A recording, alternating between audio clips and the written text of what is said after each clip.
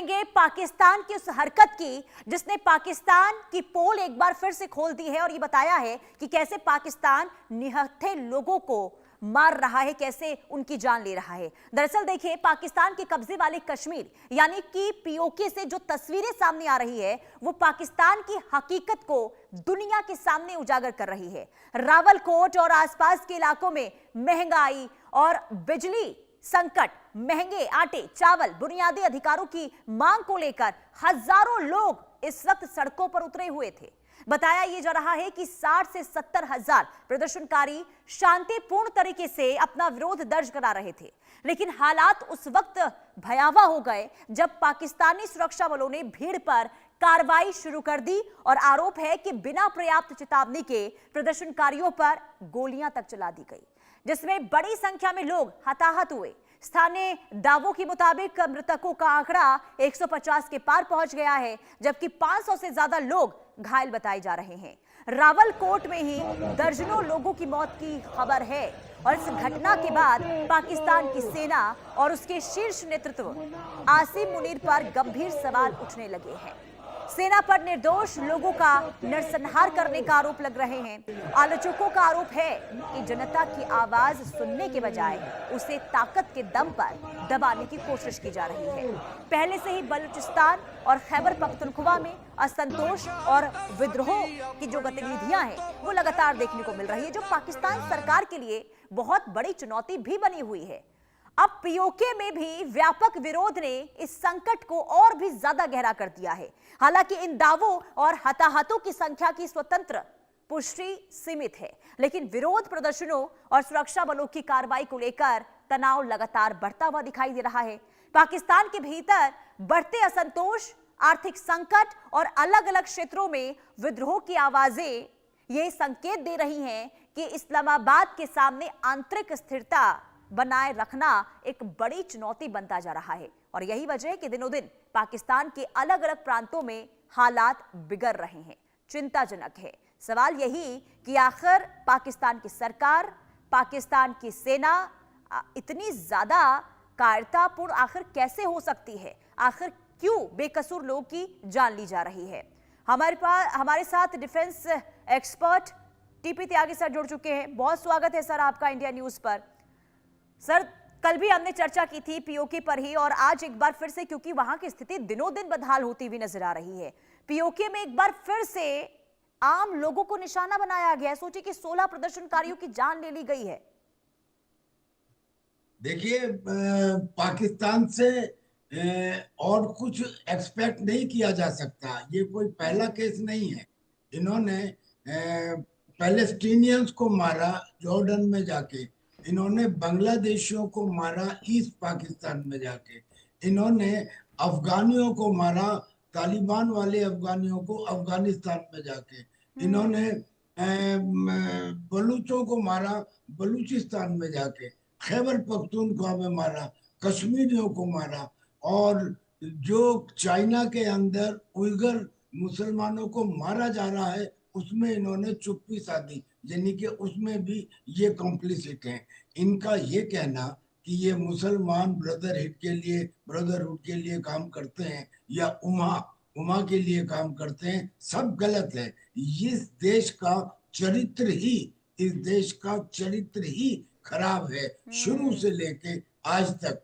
अब जो ये पीओके के अंदर जो उपद्रव हुए हैं, इन उपद्रवों में जो उन्होंने डिमांड रखी है, अब इसको उपद्रव नहीं कहेंगे, हम इसे प्रोटेस्ट कहेंगे। ये जो प्रोटेस्ट में है उसमें जो डिमांड रखी है वो कितनी रीजनेबल डिमांड है, यानी कि जॉइंट अवामी एक्शन कमेटी जेएसी के द्वारा जो डिमांड रखी गई है, कहने को तो 38 डिमांड है, लेकिन मैं एक दो का जिक्र करता हूं।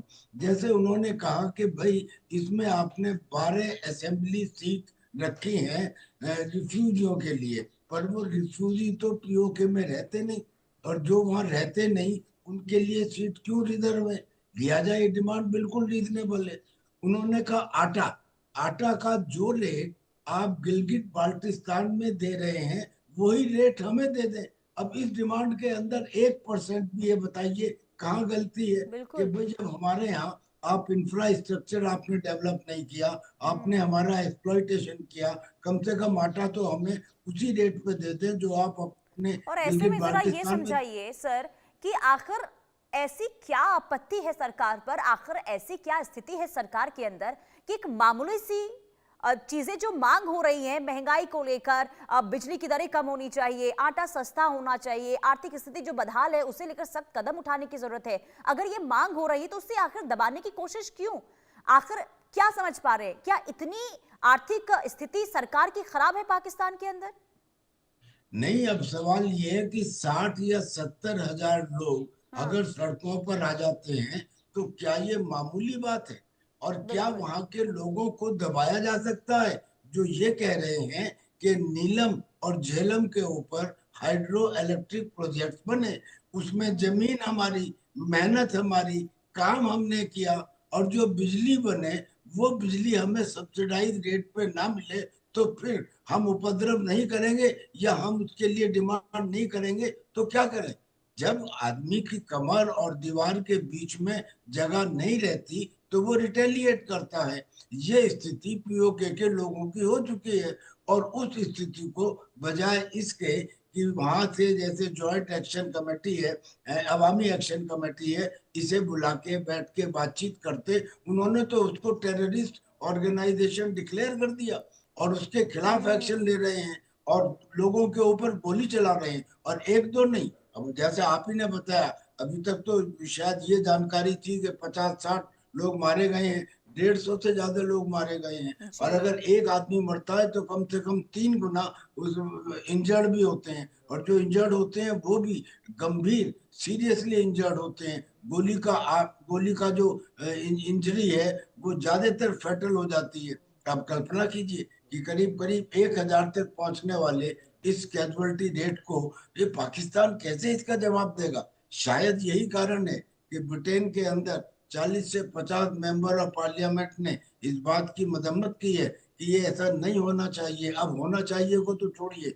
मैं तो कहता हूं कि यूनाइटेड नेशंस को खुद होके इस बात का संज्ञान लेना चाहिए कि बिल्कुल। ये कंट्री है कैसी कंट्री, इसको तो आतंकी कंट्री घोषित कर देना चाहिए। मैंने आपको एग्जांपल दी, इन्होंने पैलेस्टीनियंस को मारा जॉर्डन में जाके, करीब 25 हजार, 3 लाख लोगों को इन्होंने ईस्ट पाकिस्तान में बांग्लादेश में मारा। मैं गलत कह गया, 3 नहीं, 30 लाख। और फिर ऐसे ही इन्होंने बलोचों को मारा, मार रहे हैं, आदमी मार रहे हैं, कश्मीरियों को मार रहे हैं। अफगानिस्तान में जाके इन्होंने बच्चों को और हमलावर औरतों को और बूढ़ों को मारा। तो इसका चरित्र, इस देश का चरित्र इस तरह का है कि इसके खिलाफ पूरी इंटरनेशनल कम्युनिटी को एक साथ आना चाहिए। और हिंदुस्तान को इसलिए कि ये जो पीओके है, असलियत में पूरे पाकिस्तान के पास एक कत्तर भी नहीं है लिखा हुआ कि ये इनका है।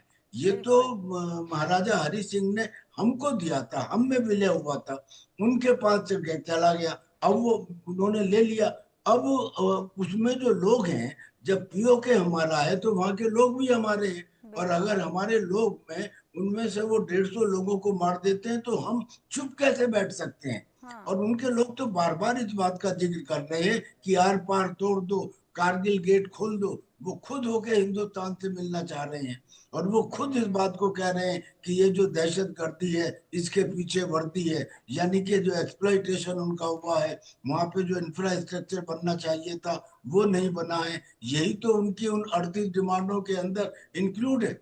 इसमें दिक्कत ये है उन्हें ना सर बात कि करनी। वहां की जो सेना है, वहां की सर है, अब बहुत लंबे समय से विरोध प्रदर्शन चल रहा है, लेकिन 2023 से लगातार यहां पर जो लोगों का गुस्सा सरकार के खिलाफ और वहां की सेना के खिलाफ देखने को मिल रहा है, ये बताता है कि वहां के लोग वाकई में बहुत ज्यादा मूलभूत सुविधाओं को लेकर परेशान हैं। लेकिन सर मेरा सवाल ये होगा कि इन स्थितियों को देखने के बाद, क्योंकि आपने कहा कि भारत को अब आगे बढ़ना होगा, तो क्या वाकई में ऐसा लगता है कि अब ये सही समय है, जो हमारा हिस्सा है उसे वापस लाना चाहिए? देखिए जी, मैं पॉलिटिकल तो नहीं जानता, हम्म। लेकिन मैं एक फौजी ऑफिसर हूँ और हम्म। फौज के हिसाब से इससे बढ़िया समय हो नहीं सकता। हम्म। पूरे अपनी सर्विस के दौरान हम क्या ढूंढते हैं? हम ढूंढते हैं कि दुश्मन जहां सबसे ज्यादा कमजोर हो वहां उस पर तादाद से ज्यादा फोर्स के साथ अटैक करो और विजय सुनिश्चित करो। अब इस वर्तमान परिस्थिति में पाकिस्तान पूरे अपने इतिहास में इतना कमजोर कभी नहीं रहा जितना इस समय कमजोर है। पाकिस्तान पाकिस्तान है ही नहीं। जो बलूचिस्तान है वो उससे अलग होने को तैयार है। रोजाना वहां पे पाकिस्तान की फौज के ऊपर हमले हो रहे हैं। पाकिस्तान के सिपाही वहां पोस्टिंग नहीं चाहते, चले आते हैं, डेजर्ट कर देते हैं, रिजाइन कर देते हैं। ऐसे ही खैबर पख्तूनख्वा में चौकी के बाद चौकी, चौकी के बाद चौकी, तहरीके तालिबान पाकिस्तान उनसे खाली करा रहा है। सिंध के लोग इसलिए परेशान है कि उनका पानी पंजाब को दिया जा रहा है। और पीओके के अंदर तो ये हालत पहले भी आ चुकी थी कि वहां के सिक्योरिटी फोर्सेस की पतलूनें 10-10 रुपए में बेची गई थी। यानी कि कितना भारी इन्हें इनकी बेइज्जती उस टाइम हुई थी। पर ये क्या कर सकते हैं? उनके पास तो हथियार है नहीं। आम आदमी के पास हथियारों के बल कहीं पे सर ये ऐसा तो नहीं है, कहीं ऐसा तो नहीं है कि पाकिस्तान की जो सरकार है, शहबाज शरीफ को इस बात का डर है कि जो स्थिति हमने नेपाल में देखी, जो स्थिति हमने बांग्लादेश में देखी, वही स्थिति अब इनके साथ ना हो जाए, जिस वजह से ये निहत्थे लोगों पर लगातार हमला कर रहे हैं? क्या इस बात का डर है सरकार को? यकीनन, यकीनन डर है, यकीनन डर है। और ये डर, अगर वो ये समझते हो कि गोली चलाने से ये डर खत्म हो जाएगा, ये और ज्यादा बढ़ेगा। बिल्कुल। देखिए, ये प्रकृति का सिद्धांत है। जिसको जितना ज्यादा दबाया जाता है वो उतनी ही ताकत से ऊपर उठकर आता है। इन्होंने जिस तरह से अत्याचार किए हैं बलूचिस्तान के अंदर, खैबर पख्तूनख्वा में, पाकिस्तान ऑक्यूपाइड कश्मीर में, ये उनके अत्याचार बोल रहे हैं। वहां पे इन्होंने उन्हें दोयम दर्जे का नागरिक समझा। वहां पे कोई इंफ्रास्ट्रक्चर डेवलप नहीं किया, शायद ये सोचकर कि अगर हम यहाँ पैसा खर्च करते हैं और कल को हिंदुस्तान इसे हमसे ले लेता है तो हमारा पैसा बेकार जाएगा। तो इसलिए वहां पे इंफ्रास्ट्रक्चर डेवलप नहीं हुआ। जो थोड़ा बहुत काम हुआ उसका फायदा वहां नहीं हुआ। जैसे मैंने आपको बताया कि नीलम और झेलम के ऊपर जो हाइड्रो इलेक्ट्रिक प्रोजेक्ट बनाए गए, उनसे पैदा होने वाली बिजली का सब्सिडाइज्ड रेट इनको पूरी तरह से नहीं मिला, पीओके को। और पीओके के साथ में और तो और आटा, जो मूलभूत चीज है, जिंदा रहने के लिए जरूरी है, वो भी इन्हें उस रेट पर नहीं मिल रही जिसमें गिलगित बाल्टिस्तान में मिल रही है। तो ऐसे में ये लोग, इन लोगों का उपद्रव, अगर ये सोच रहे हैं कि गोली चला के खत्म कर देंगे, सवाल ही नहीं उठता।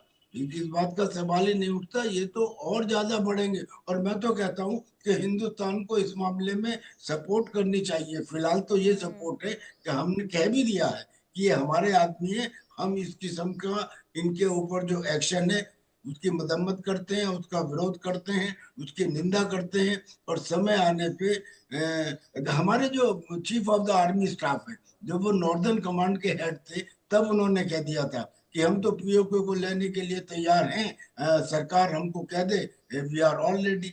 और अब तो वो खुद chief of the army staff बन चुके हैं और खुद वो गए थे नॉर्दर्न कमांड में बातचीत करने। और उन्होंने एक फोर्स भी बना ली है, एक बैटल ग्रुप बना लिया है जो ब्रिगेड से बड़ा है और डिवीजन से कम है। और उसके अंदर सारी चीजें इंक्लूडेड हैं, यानी कि इन्फेंट्री, आर्मर, सिग्नल्स, इंजीनियर्स, सब इंक्लूडेड है। तो वो एक कंपोजिट ग्रुप भी बना लिया है, स्ट्राइक ग्रुप। इसका मतलब ये कि हिंदुस्तान पूरी तरह से तैयार है। अगर जरूरत पड़ी तो हम पीओके को बाई फोर्स भी ले सकते हैं। और हमें लगता है कि पीओके के लोग वो सिचुएशन आने ही नहीं देंगे, क्योंकि वो खुद हिंदुस्तान से मिलने के लिए बिल्कुल। तैयार हैं। उनके उपद्रव बढ़ते, जो उनका अनरेस्ट है वो बढ़ता जा रहा है। और पाकिस्तान के अंदर गृह युद्ध होना अब अवश्यम भावी दिखाई दे रहा है।